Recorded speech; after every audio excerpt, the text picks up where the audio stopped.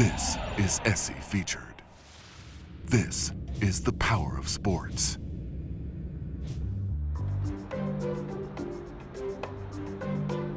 Australian NFL rookie Michael Dickson has taken his rookie season and become a punting phenom in Seattle. And the Sydney-born 23-year-old has thrived at the highest collegiate and professional levels in American football.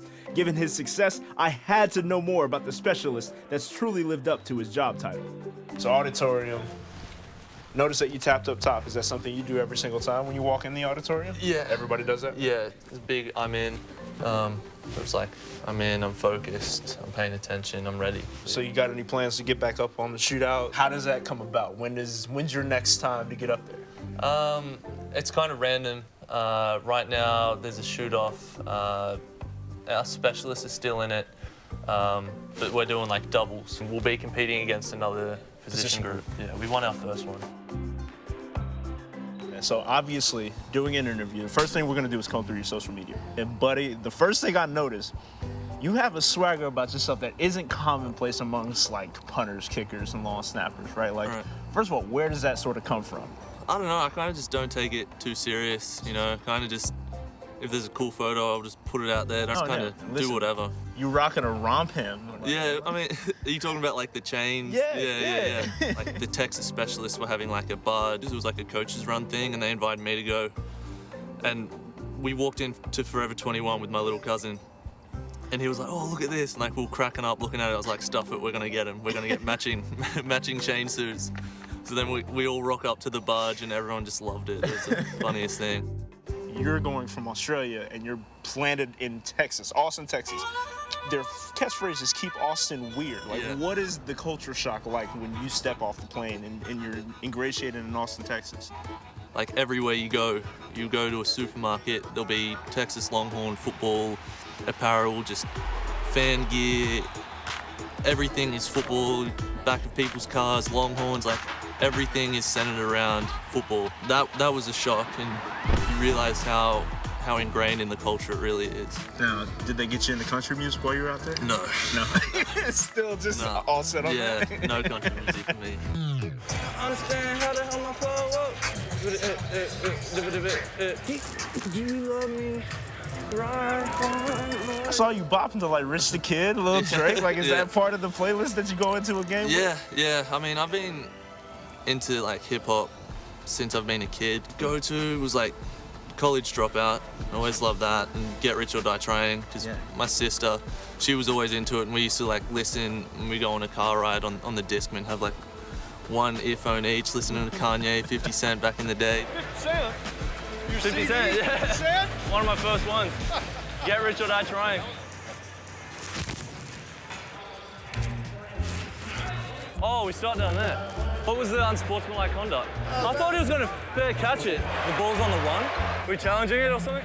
Rule changes with American football versus Aussie rules. Like, how has that process been for you? I just knew that I had to catch it in this time and kick it in this time and make sure it went here and here. Not really understanding why the accuracy was so important and why the hang time was so important, other than just trying to not have a big return. But I didn't even really know what a big return meant. Is it upside down? No, it's not upside down. This is the top. My tape. Let's get into the draft process conversation. Right? So you get the call. Take me through that moment. I hated the whole day. It was just too tense. It was just so irritable. So then, I saw the number. It was 425. Like, WA. I was thinking like West Virginia. I was like, what team's in West Virginia? And picked it up, and then it was Seattle. I was like, thank God. Yeah. What's it like kind of realizing this is now a full-time occupation? Yeah. This is all you're doing. I love it. I forget that this is my job. I forget that I get paid to do this. I just come in and love it. So it doesn't really feel like I'm working too much. That's awesome. So you a film junkie, I assume? Like, you getting in there as soon as basically you can? No, not a film junkie. I hate watching film. Yeah, it kind of messes with like my mechanics a bit much. Yeah, because I have a weird technique. I don't really have anything that is consistent in my technique. It's like some of my biggest kicks are the ones that look the ugliest. So I don't watch film too much. I just remember it. I remember what happened. I remember the feel of it, and I'll stew over it for a couple of hours and then I'll let it go and just move on. We have some memorable moments that we've seen from you this season. We'll kind of go through them and see if you can take us through like what you remember from them and everything like that. Monday Night Football against the Bears. That's when you debuted the drop kick, no? How much of that goes into the game plan leading up? Was it team specific or was it just the moment feels right? Yeah, because it was from the 50. Yep. That's what we decided to do. I remember just being on that field, just looking at the ground. It was like the Chicago field. There was divots missing everywhere, and I was like, I have to find a patch of grass that I need to bounce this ball on and kick it. And it was like super scared. Then I was like, all right, stuff it, whatever. If I shank it, I shank it. A drop kick kickoff. You tell me the last time you've ever seen a drop kick kickoff in the NFL. The most memorable for us, at least, was the Aussie sweep. Right? Like apparently it was unauthorized, but you pulled the ball down. And we talked to Tyler out, as you saw, and he mentioned a conversation that you may have had with Coach Carroll. Yeah. Like weeks before. Coach Carroll, he's got such a like competitor's mindset. He came up to Michael one day and he's just like, "Hey man, when are you gonna tuck it and run one of these times? Take off and run." I told that to Schneider, our special teams coach. He's like, don't do that. And like I was like, no, I want to do it one day, just to annoy him. And then sure enough, backed up on the 2. They all rushed thinking I was gonna punt it. I peeled back to give him some more time in the back of the end zone. And then it opened up. I was like, thinking about it for a second, looked back a couple times, and then went, all right, I'm going. And he just kind of takes off, and everybody's like, "What are you doing?" And he's going to run around. They might be taking a safety, although he could probably run. And he does. Michael Dickson picks up a first down. Are you kidding me? I was like, what's he doing? We need to put Mike D in the back.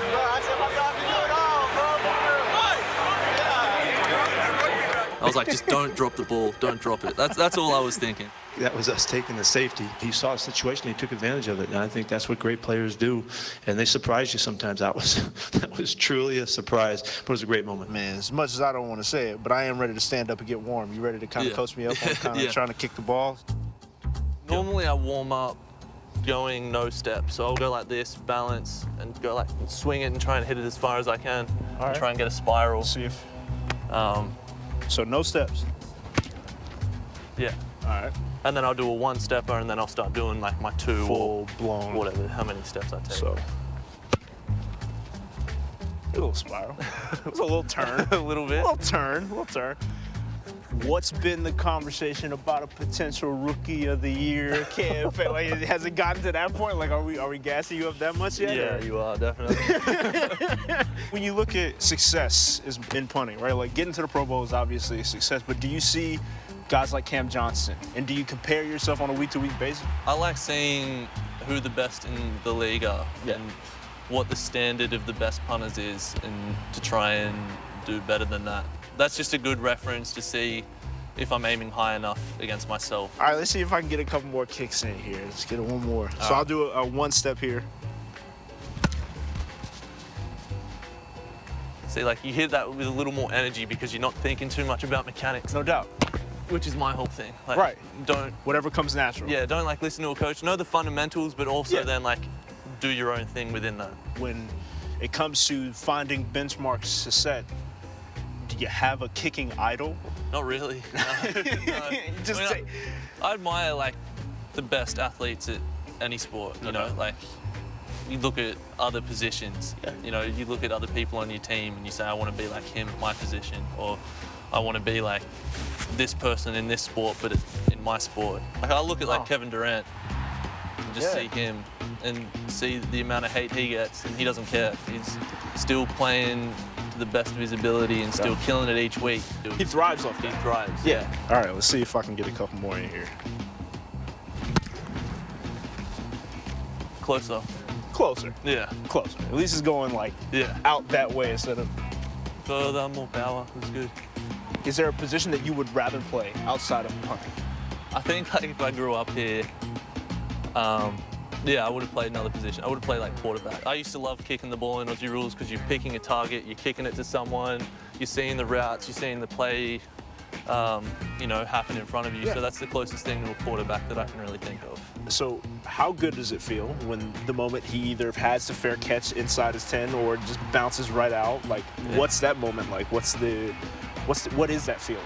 It's great. Or just seeing it when they come in to block it and they miss it, and you just see the ball like still taking off, still going up, tight spiral. You're running down the field, you hear the crowd making noise off a punt. Winning, That's the best feeling, just seeing it take off, and like that gives you a hit of adrenaline. That ball was not soft. You were not kidding. No. Appreciate it thoroughly, man. Seriously. Thank you. Good time chatting with you, man.